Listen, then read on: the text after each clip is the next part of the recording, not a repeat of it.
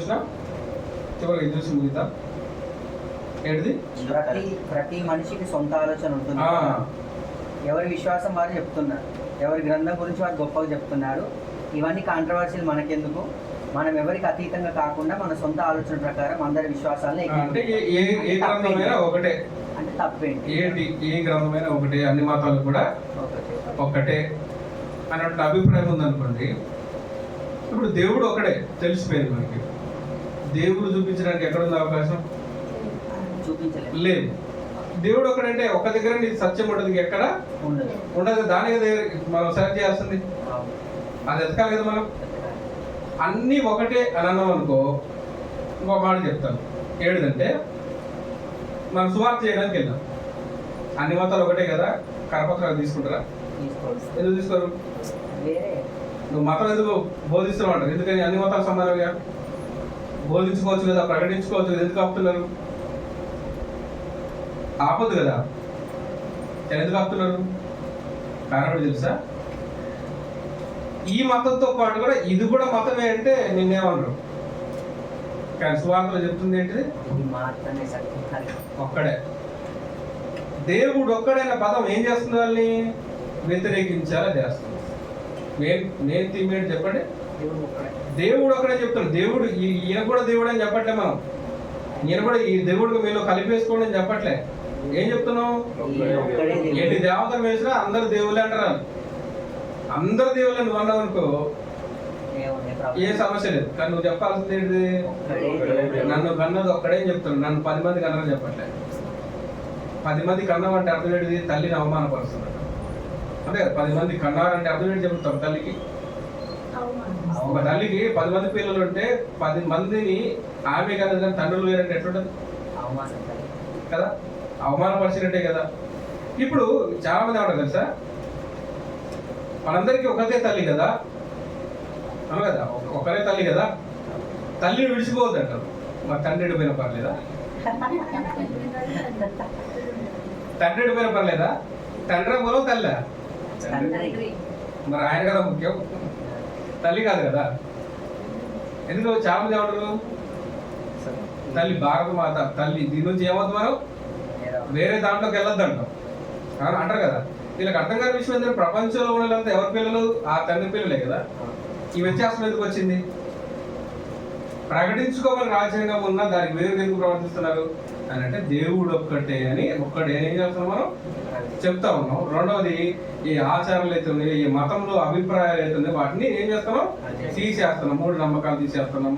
కాబట్టి వాళ్ళకు ఆ ఆచారాల మీద మక్కువ కానీ, లేదంటే దేవుళ్ళు అన్నట్టు అభిప్రాయం మీద కానీ వాళ్ళకు వ్యతిరేకత అనేది కలుగుతుంది. కాబట్టి దానికి ఆపోజిట్ గా బోధిస్తున్నాం. కాబట్టి ఏం చేస్తున్నారు వాళ్ళు? అదే కదా. నువ్వు అనుకున్నావు ఇతరులు అనుకోమను, నువ్వు అనుకున్నావు బాబు ఇతరులు అనుకోమను, అనుకోగలరా? లేదు. పోనీ ఒక మాట చెప్తాను. ఒక తల్లికి 10 మంది పిల్లలు పెట్టారు. ఒక తల్లికి 10 మంది పిల్లలు పుడితే, సరే 4 అనుకోండి, లేదా 5 అనుకోండి, ఓకేనా? వీడు తక్కువ వీడు ఎక్కువ అనుకుందా? తల్లికి అందరూ మరి భారతదేశంలో ఏం జరిగింది? తల నుండి ఎవరు వచ్చారు? బ్రాహ్మణులు వచ్చారు. భుజాల నుండి ఎవరు వచ్చారు? క్షత్రియులు, రాజులు వచ్చారు. తర్వాత వైశ్యులు తొడల నుంచి వచ్చారు. పాదాల నుంచి ఎవరు వచ్చారు? శూద్రులు వచ్చారంటే మన మంగళ వాళ్ళు కానీ ఎవరైనా సరే కార్మిక సంబంధించిన వాళ్ళు. చివరికి అదములు ఎవరు? అరికాలు ఎవరు? అవునా? వీళ్ళెవరు? బలహీనులు, లేదంటే గిరిజనులు, హరిజనులు. పేరు మాత్రం దేవుని ప్రజలు.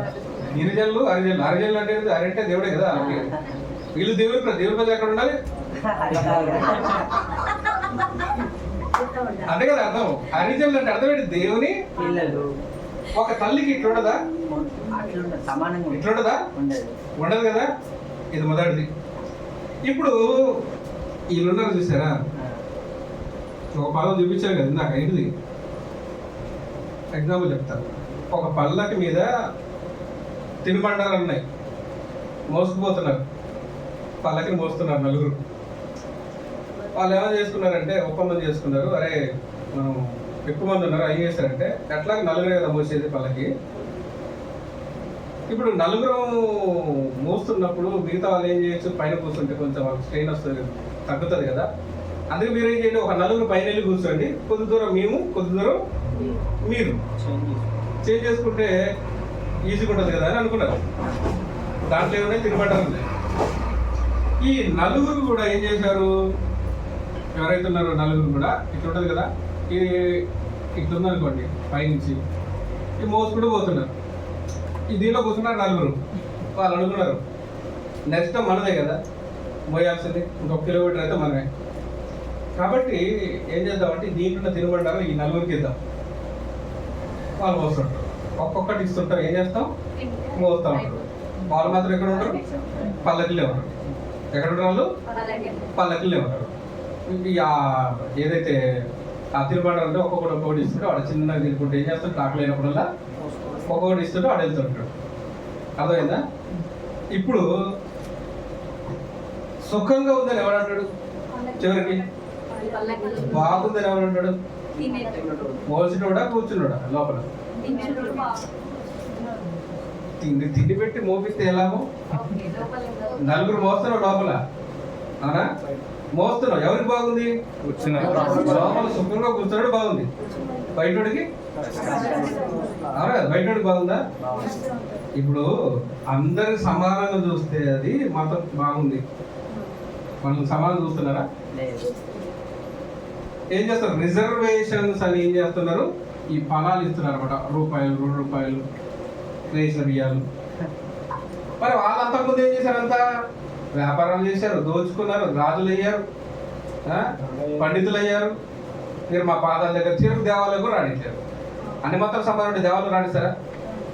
దేవాలయం కంటే గొప్పది ఏం తెలుసా, వాళ్ళ ఇంట్లోకి రాణిస్తారా? దేవాలయాలకే రాణిస్తారు కానీ ఎవరింటికి రానియరు. దేవాలయంలో తినిస్తారు కానీ ఎవరింట్లో తిన్నారు. ఇక్కడ పల్లకిలో ఉన్నాడు, బా హిందూగా జీవించు, ఈడు గర్వించడానికి ఏముంది, భుజాలన్నీ ఏమైపోయినాయి, కాయగాసింది. ఈయన హిందూగా జీవించు గర్వించాలి అన్నాడా? అంటే వాడికి బాగుంది, అందరికి లేదు కదా. వాడికి సుఖం ఉంది మనల్ని బట్టి, మనకేదో చిన్న చిన్న వాడి రిజర్వేషన్ ఇచ్చింది ఆడే కదా. తినేదంతా ఎవరు, మరి పరిపాలన అంతా ఎవరిది, రెడ్లు, అవునా? ఇచ్చేది ఎంత, లక్షల కోట్లేమో దానికి, నీకు ఇచ్చేది ఎంత, ఇచ్చేది తెలియదా మీకు? 5 సంవత్సరాలకు 500, 5 సంవత్సరాలకు 500 ఇలే ఇచ్చారా లేదా? రోజుకి ఎంత, అర్ధ వస్తుందా, పావులు వస్తుందా? ఇప్పుడు 300 అంటే ₹1, 360కే అయిపోయింది. ఇంకో శాఖం ఉన్నాయి అంతే కదా, అవును కదా, ఇంకో శాఖం వస్తుంది. ఇది సంవత్సరానికే, ఇంకేదో ఇంకో సంవత్సరంన్నర అంటే సగం చేయాలి, అర్ధం. సంవత్సరం నేను అయిపోయినాయి, 3 అయిపోయినాయి, ఇంకా 2 ఉంది, ఇంకా పాలు కూడా తక్కువ వస్తుంది. ఎంత ఇస్తున్నారు రోజుకి, వాళ్ళు ఎంత మిగుతారు? ఇప్పుడు జీవించు గర్వించు బాగా గర్విస్తారు కదా, అవునా? వాళ్ళేమో నెత్తిన పెట్టుకొని ఈయన తొక్కుకుంటూ ఏం చేయమంటారు, జీవించరా గర్వించరా అంటారు. బైబిల్ ఏం చెప్పింది, ఏ భేదము లేదు, స్త్రీ అని పురుషులు లేదు, ఇంకా గ్రీసు దేశస్తుడు యూదుడు లేదు, లేదు, క్రీస్తు నందు అందరూ సమానమే. ఇప్పుడు సువార్త అందరికా ఒకరికైనా, ఏది సమానత్వం చూపించింది, ఏది గర్వించాలా చేసేది, మరి దాన్ని వదిలిపెట్టి అది ఎందుకు నాకు, అవును కదా, అది నాకు కావాలి. నన్ను సమానంగా చూసేది కావాలి నాకు. చెప్పు, నిన్ను సమానంగా చూసేది ఏంటి? నేను రేపు వచ్చి కూర్చుంటాను ఇంట్లో, చైర్ వేసుకొని కూర్చుంటాను. ఎప్పుడు కూడా మనలో మెంటల్ ఏంటంటే, ఇంత నాలెడ్జ్ వచ్చినా, చదువు వచ్చినా, రెడ్డి అనేటువంటి లేదంటే రెడ్డి అని చెప్పట్లేదు, మన దగ్గర వేరే వేరే స్టేట్లకు వెళ్తే వేరే వాళ్ళు ఉన్నారు, పక్కన పెట్టు, వాళ్ళు వస్తే నీ ఇంట్లో నువ్వు కూర్చుంటావా, నీ ఇంట్లో నువ్వు కూర్చుంటావా, నీ ఇంట్లోనే నీకు లేదు సమానత్వం, మతంలో ఎక్కడి నుంచి వచ్చింది చెప్పండి. పోనీ ఫైనల్ కూడా చెప్తాను, ఎంత అహంకారం ఉంది అంటే, ఈ అసమానత్వం కారణంగానే ఏం చేసిందంటే 1920లో అంబేద్కర్ గారు ఏం చేశారంటే, ఈ అసలు హిందూ అనేది అసమానత కలిగింది, ఇది వద్దు నాకు అనుకున్నాడు. మతం మార్గాలు స్టేట్మెంట్ ఇచ్చాడు. ఆ తర్వాత 30 అనుకుంటా స్వాతంత్రం వచ్చింది. అయితే వీళ్ళు రాజ్యాంగం నిర్మించినప్పుడు ఈయనకి అప్పగించారు కదా, వాళ్ళు ఏం చేశారంటే చాలా తెలివిగా మతం మారుతా అన్నాడు. ఇప్పుడు అంబేద్కర్ వైపు ఎవరున్నారు? హరిజనులు, గిరిజనులు. అవునా? ఇప్పుడు వీళ్ళు వెళ్తారు కదా, ఇది మైండ్లో ఉంది వాళ్ళకి. అందుకని మధ్యలో ఏం చేశారంటే, బాబు రాజేంద్ర ప్రసాద్ ఉన్నప్పుడు రాష్ట్రపతిగా ఈ రిజర్వేషన్లో ఎస్సీ వాళ్ళు ఉంటారు చూసారా, వీళ్ళు కనుక మతం మారితే బీసీసీకి వెళ్ళాలి. మరి ఓసీ వాళ్ళు మారితే బీసీసీ ఎందుకు చేయరు? రూల్ అర్థమైందా? ఎస్సీ వాళ్ళు మారితే, మతం మారితే ఏం చేయాలి? బీసీసీ కిందకి వేయాలి. ఓసీలు మారి అయ్యా నేను రెడ్డిని క్రీస్తు నమ్ముకుని నాకు బీసీసీ అంటే ఇస్తాడా? పక్షపాత ధోరణి కదా ఎస్సీ మీద. ఇలా ఎక్కడైతే వీళ్ళు మతం మారిపోతే మొత్తం ఆధిపత్యం తగ్గిపోతుంది కదా వాళ్ళ అభిప్రాయం. ఎప్పుడు ఈ చట్టం చేశారంటే, రాజ్యాంగం వచ్చింది, ఈయన రాజ్యాంగం వచ్చిన తర్వాతనే 1915లో మతం మారాడు. అప్పటికే రాజ్యాంగం ఫిక్స్ చేశారు. చాలా తెలియదు. ఆయన మారే సమయానికే, మతం మారే సమయానికి ఏం చేశారు? రాజ్యాంగంలో పొందుపరిచారు. అలా పొందుపరచడం వల్ల ఏమైపోయింది, ఎవరికి రాదు బీసీసీ. ఎవరికి వస్తుంది? ఇప్పుడు పోయి నువ్వు అడుగు, బీసీ వాళ్ళు ఉంటారు, వేరే వాళ్ళు ఉంటారు, క్యాస్ట్ వాళ్ళు, నాకు బీసీసీ అంటే ఇస్తారా? ఓసీ వాళ్ళు ఉంటారు, బీసీసీ ఇస్తారా? ఇవ్వరు. కానీ ఎస్సీ వాళ్ళు పోతే ఏమంటారు? బీసీసీ మారు. ఇప్పుడు కులాన్ని బట్టా క్రీస్తుని బట్టి మనమా? ఇప్పుడు వాళ్ళు ఒప్పుకోవాలా, కులం ఒప్పుకోవాలా? అవునా కదా? బీసీసీ అని ఒప్పుకుంటేనే నువ్వు క్రైస్తవుడా? వాళ్ళ ఉద్దేశం ఏంటంటే, అనేక మంది అంబేద్కర్ ఎందులోకి వెళ్తే అందులోకి వెళ్తారు కాబట్టి అది మారకుండా ఈ రిజర్వేషన్ ఇందులో ఉంటేనే రిజర్వేషన్ ఉంటుంది. ఎస్సీ మీరు మతం మారితే అవుతుంది అన్నప్పుడు చాలా మంది ఏం చేస్తారు, మీరు ఏ మతాన్నైనా స్వీకరించవచ్చు అన్నారు అనుకోండి, ఇండియా మొత్తం రివర్స్ అయిపోతుంది. మెజారిటీ కాస్త ఏమైంది? మైనారిటీ అవుతుంది. ఎందుకంటే ఏ మతం అయినా పర్లేదు, ఈ కులం అట్నే ఉంచుతా అంటే మారే వాళ్ళు ఎంతమంది ఉంటారు? అలాగే ఓసీ వాళ్ళకి ఇది ఇస్తారా? ఇవ్వరు. అంటే ఎంత పక్షపాతం కనబడుతుందా? ఇప్పుడు ఇందులో ఉన్నడికి క్రీస్తుని నమ్ముకున్నందుకే కదా ఇది ఇచ్చేది, క్రీస్తుని బట్టే కదా ఇచ్చేది. మతం అనేది పక్కన పెడితే క్రీస్తుని బట్టే కదా ఇచ్చేది. మరి క్రీస్తుని బట్టి బీసీసీ ఇస్తే ఇతరులు కూడా క్రీస్తుని బట్టి ఏమి ఇవ్వాలి? మరి ఇస్తారా? అంటే ఆ కట్టడకు మనం లోబడాల్సిన అవసరం లేదు. అవును, ఆ కట్టడకు మనం లోబడవలసిన అవసరం లేదు. ఎందుకంటే ఆ కట్టడంలోనే నియమం అనేది సరిగ్గా వాస్తవానికి లేదు. అర్థమైందా? మరి ఇప్పుడు ఎక్కడ దొరికింది సమానత్వం? గర్వించడానికి. అవునా? గర్వించడానికి ఎక్కడ చెప్పు సమానత్వం? అవునా? ఇప్పుడు ఏదో చదువుకుంటున్నా కాబట్టి కొంతమంది ఆ విషయాలు కప్పిపెట్టి బోధిస్తున్నారు. మన తాతలు తెలియదా ఏం చేసేవాళ్ళు? ఒక తాటాకుని ఏం చేసేవారు? ఇలా తాటాకు కదా, ఈ తాటాకుని వెనక పెట్టేవారు. ఎందుకంటే అలా నడిస్తే అడుగుల జాడలు కూడా కనబడొద్దని. అంత ఏం చేశారు? అణిచారు. చెప్పులు చేతులు పట్టుకోవాలి. ఇది ఎక్కడ దిక్కు మళ్ళీ మతం? మా పొద్దు చెప్పు, ఎక్కడుంది చెప్పు సమానత్వం? ఎక్కడుంది సమానత్వం? ఇంకా విచిత్రం ఏం తెలుసా? 2 పాయింట్లు చెప్పి ముగిస్తా. ఇది అసహనం అనవచ్చు, కోపం అనవచ్చు, ఏదైనా అనుకోవచ్చు. ఇందులో విషయం ఏంటంటే ఇందులోనే ఉంటారు వీళ్ళకి పడదు. మాది పడదు, మాది పడదు. మీరెక్కడ క్రైస్తవులు? దిక్కుమాల క్రైస్తవులు. ఇంకా దిక్కుమాల విషయం ఏంటంటే ఎస్సీ కాలంలోకి ఓసీ వాళ్ళు రారు చర్చికి. అక్కడ చర్చి కట్టినారు, మీరు ఎప్పటికి పరలోకం పోదు రాసుకోండి. ఇంకా మీలో ఉందా? వీళ్ళు ఎస్సీ వాళ్ళు కదా, వీళ్ళంటే బోధన చేయాలి, నీకు ఎప్పటికి పరలోకం రాదు. చెప్తాను, రాసుకో. ఎప్పటికి రాదు నీకు. ఈ స్థానాలకు మేము వెళ్ళము. ఆ సంఘాలకు వెళ్ళమంటారు. ఇప్పుడు ఈరోజు సంఘాలను ఎట్టున్నాయండి?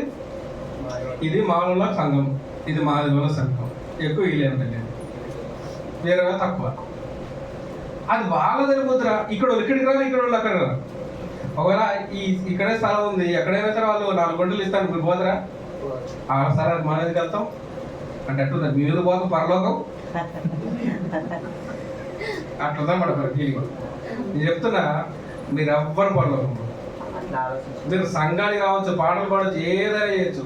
మీరు ఒక వ్యక్తిని ఇంత అసమానతగా చూస్తున్నప్పుడు, క్రైస్తవం వాళ్ళ చూడనప్పుడు, వాళ్ళ స్థలాలకు వెళ్ళడానికి, భోజనం చేయడానికి యేసుక్రీస్తును వాళ్ళు ఎందుకు అవమానించారు? సుంకర్లతో పాపులతో సహవాసం చేశాడని, వాళ్ళ ఇంట్లో భోజనానికి వెళ్ళాడని. అవునా కదా? నువ్వు వ్యతిరేకంగా చేస్తున్నావు, వ్యతిరేకంగా ఆలోచిస్తున్నావు, ఎక్కువ తక్కువ అని.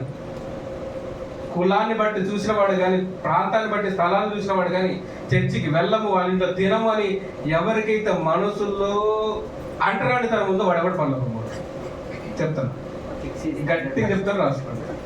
మీరు పరలోకం పోరు గాక పోరు. ఫైనల్ గా ఇంకోసారి చెప్తా, మీరు పరలోకం పోరు గాక పోరు. ఎంత పోరు పడ్డా పోరు. నవ్వుతూ చెప్పట్లేదు, ఇది నిజం. క్రీస్తు సమానత్వం చూపించమన్నాడు. ఎక్కడ? క్రీస్తు అందరూ సమానమే, తల ఎక్కువ తోక తక్కువ అని కాదు, కాలు తక్కువ అని ఎక్కడ చెప్పింది? నేను కాలు తక్కువ అని చెప్పి కొట్టి, నీ శరీరంలో ఏది తక్కువ? ఏది తక్కువ? కాళ్ళు లేవు, నీ పాదాలు లేవు, నడువు ఎక్కడ నడుస్తుందో చూస్తా, మోకాలు చిప్పలు అరిగిపోతాయి, పాక్కుంటూ పోతాయి. అవునా కదా? భాగవతం ఎవరు పోసేది? పాదాలు కాదు, తక్కువ. అది నీకు నీ అవయవ. ఒక మాట చెప్తున్నాను, నీ శరీరంలో ఏది తక్కువ అంటే, ఇప్పుడు కాలు తక్కువ అంటావు కదా, అది తక్కువ అని నువ్వు అనుకున్నప్పుడు వీళ్ళు తక్కువ అని అభిప్రాయం వస్తుంది. నీ శరీరం నీకు అట్లాంటి నియమం ఉందా? లేదన్నప్పుడు సంఘంలో చూసావంటే నీకు ఎప్పటికీ రాదు. ఖచ్చితంగా చెప్తున్నాను, పరలోకం మీకు ఎప్పటికి కూడా రాదు. సంఘాన్ని సంఘంగా చూడాలి, క్రీస్తుని క్రీస్తులాగే చూడాలి. క్రీస్తు అందరిని సమానంగా ప్రేమించి ప్రాణం పెట్టాడు. కానీ సంఘంలో లేని అసమానత మీరు చూపించారంటే మీరు ఎవ్వరు కూడా పరలోకం అంటే, మీరు పరిచయలే. బోధ నేర్చుకున్న వాళ్ళు పరిచయలే కదా, శాస్త్రులే కదా, బోధకులే కదా, సమాజ మందిరం అధికారులే కదా. కానీ వాళ్ళకి ఏం ఉద్దేశం ఉంది తెలుసా? మేము ఎక్కువ, వాళ్ళతో సహవాసం చేయడం ఏంటి? వాళ్ళ బట్టి చెప్తాను. మళ్ళీ మీరు ఎవ్వరు కూడా పరలోకం 100%. చాలా మంది చూస్తున్నాను, నేను చాలా మంది చూస్తున్నాను. ఎంత వాక్యం చెప్పినా ఆ జబ్బు పోవట్లేదు. ఎలక బ్రతుకు, ఎలక తోలు తెచ్చి ఎన్నాళ్ళు ఉతికినా నలిపే కానీ పరలోకం పోవయ్యా, రావయ్యా. ఇదే ఆలోచన తప్ప నాకు పరలోకం పోతుందనే భయం ఎవరికి కూడా లేదు. చెప్తాం, విశ్వాసాన్ని బట్టి దేవుడిని నమ్మాలి కదా. ఇప్పుడు చెట్టు నాకు నీడనిస్తుంది కాబట్టి నేను అది దేవుడు అని నేను విశ్వసిస్తే, రాయి దేవుడు అని విశ్వసిస్తే, లేకపోతే నేను చేసే పనిముట్టు అది దేవుడు అని విశ్వసిస్తే తప్ప. ఇప్పుడు చెట్టు, విత్తనాలు, పక్షులు ఏదైనా కావచ్చు, ఏమైనా ఎవరిని పట్టగలుగుతుంది? దేవుని బట్టి. ఎవరిని పట్టగలుగుతుంది? దేవుని బట్టి. ఫస్ట్ ఆఫ్ ఆల్ అడగాల్సిన ప్రశ్న, ఎంతమంది దేవుడు? ఎంతమంది తండ్రులు చెప్పు? ఎంతమంది తండ్రులు అన్నాడు? ఆ తండ్రికి ఉన్న స్థానం ఇవ్వు మిగిలిన వాళ్ళకి. మరి ఇప్పుడు ఆ స్థానాన్ని దేవుడు చేసినటువంటి సృష్టిలో ఉన్నటువంటి వస్తువులు అవి తెలుసు కదా నీకు, విన్నావు కదా? అవి దేవుడు తయారు చేసిన మనుషులకు ఇచ్చిన వస్తువులే కానీ దేవుళ్ళు కాదు. వస్తువులు దేవుళ్ళు అంటే నువ్వు ఇళ్ళని ప్రేమించినట్టే, పొలాన్ని ప్రేమించినట్టే, తండ్రిని తప్ప, తల్లిదండ్రులని తప్ప. మరి ఇక్కడ ఒప్పుకోగలవా? దీన్ని అంగీకరిస్తే వాళ్ళు రోడ్లో పడేస్తే అయిపోతుంది. ఎవరిని? తల్లిదండ్రులు రోడ్డు పడేసి వస్తువులు ప్రేమిస్తే అది కరెక్ట్ అంటే ఓకే. లేదు, తండ్రినే ప్రేమించాలి, వస్తువులు ప్రేమించొద్దు అంటే తండ్రికి ఇచ్చే గౌరవం ఇంకెవ్వరికి కూడా ఇవ్వకూడదు. నిజమే కదా? అలా ఇస్తేనే తండ్రిని గౌరవించినాడు. లేదు, ఏం చేస్తా అంటే నా తండ్రికి గౌరవం కానీ ఫోటోకి గౌరవిస్తాను. ఎక్కడుంటుంది? నేను తండ్రికి గౌరవం, ఎదురున్న తండ్రికి గౌరవం ఇయ్యాను కానీ ఫోటోకి మాత్రం అలా ఉంటుంది అనమాట. ఎవరికి ఇవ్వాలి గౌరవం? తండ్రిని. ఎవరు ప్రేమించాలి? తండ్రిని ప్రేమించాలి. ఇచ్చిన ఇప్పుడు తండ్రికి ఏదైనా వస్తువు తెచ్చాడు అనుకోండి, దేన్ని ప్రేమించాలి? ఇచ్చిన తండ్రినా, ఇచ్చిన వస్తువునా? మరి ఈ మాత్రం రావాలి కదా. ఆహారం తెచ్చింది ఎవరు? తండ్రే కదా. ఆహారాన్న ప్రేమించేది, లేకపోతే తండ్రినా? వస్తువునా తండ్రినా? ఉద్యోగాన్న తండ్రినా? ఆస్తులా తండ్రులా? అంతే కదా, మన తల్లిదండ్రులే ప్రేమ. ఆ స్థితి, ఆ ఘనత ఇంకెవ్వరికి కూడా. ఇవ్వకూడదు. అలాగే దేవుడు కూడా ఈ సృష్టి అంతట్లో చేసినటువంటి పనిలో అవి మన కొరకు చేయబడినటువంటి సాధనాలు అంతే.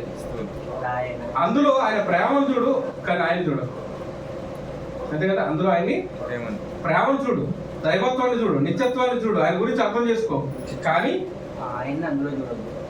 అదే దేవుడు అని మనం అదే దేవుడు అని అనొద్దు, అవునా కదా. అందుకోసం మనం ఒక స్టేట్మెంట్ ఇచ్చాను, ఏంటిది?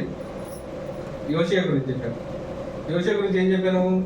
యోషియా 12 సంవత్సరాల అబ్బాయి రాజయ్యాడు, 12 years రాజు కాగానే ఆయన ఎవరిని అనుసరించాడు అంటే దావీదును అనుసరించాడు. ఎవరిని? దావీదును పూర్ణ హృదయంతో దేవుని అనుసరించినప్పుడు ఎక్కడ ఏ విగ్రహం పట పట పట ముక్కలు చేశాడు, తృప్తుని చేశాడు కదా, చేశాడు. 12 సంవత్సరాలకి ఆయన చేసిన పని. అది చదివినప్పుడు కానీ చూసినప్పుడు నాకు ఏమనిపించిందంటే, ఒక క్రైస్తవుని దుష్టుడు ఎదిరిస్తే నువ్వు కొట్టొద్దు, దూషించొద్దు అని బదులు వాక్యం చెబుతుంది కనుక వాడు ఏం చేస్తున్నాడు? మళ్ళీ మన కొట్టము కనుక మనల్ని ఏం చేస్తున్నాడు? కొడుతున్నాడు, దూషిస్తున్నాడు. అవునా? శక్తి లేకనా? మనకు శక్తి లేక కాదు, మనకు అనిపిస్తుంది తెలుసా, వాడు మనల్ని కొట్టగలిగే శక్తి ఉంటే వాడు భయపడే దేవుని పగలగొట్టే ధైర్యం అనుకుంది లేదా? వాడు దేనికి వణుకుతున్నాడో కాలితో తన్నగలిగి ముక్కలు చేయగలిగే ధైర్యం అనుకుంది. అది నా సొత్తు. నిరూపిస్తా మరి? నిరూపించగలరా? వాళ్ళు దేనికి వణుకుతున్నారు? ఏం చేస్తాం? ముక్కలు చేస్తారు. ఒప్పుకోగలరా? క్రైస్తవుడు మౌనంగా ఉంటే అది చేతకానితనం కాదు. ఆయన ఏం చూపిస్తున్నాడు? దేవుడు మన ద్వారా దీర్ఘశాంతాన్ని ఆయన మాత్రమే కాదు, ఎవరి ద్వారా చూపిస్తున్నాడు? క్రైస్తవుడి ద్వారా చూపిస్తున్నాడు, అంతే తప్ప అదేదో చేతకానితనం కాదు. అవునా కదా? నువ్వు భయపడే దేవుని ముక్కలు చిన్న భిన్నం చేయగల శక్తి. మీరు కట్టిన దుర్గాలను, అంటే దుర్గాలను అంటే అర్థం తెలుసా? మీరు ఎన్నైతే బీటలు పెట్టుకున్నారో అవన్నీ, ఏదైతే కోటలు కట్టుకున్నారో వాటన్నింటినీ మీరు అవకాశం ఇస్తే వాక్యం ఏం చేయొచ్చు? పడగొట్టే అంత ఉంది, కానీ చెప్పలేరు అంతే. చదివినా నేర్చుకోవచ్చు కానీ చదవలేరు, భయం. క్రైస్తవుడు కరపత్రికే భయపడే ప్రజలు వీళ్ళు. కాకపోతే క్రీస్తుని అనుసరించాలన్న ఉద్దేశంతో ఏం చేస్తున్నారు? క్రైస్తవుల మౌనం వాళ్ళ దాడి కారణమవుతుంది.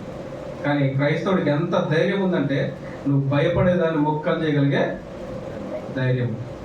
అది అర్థం కాదు. అది ఎవరికి అర్థమవుతుంది? దేవుడు అర్థమైన వాళ్ళకి అర్థమవుతుంది, అంతే కదా.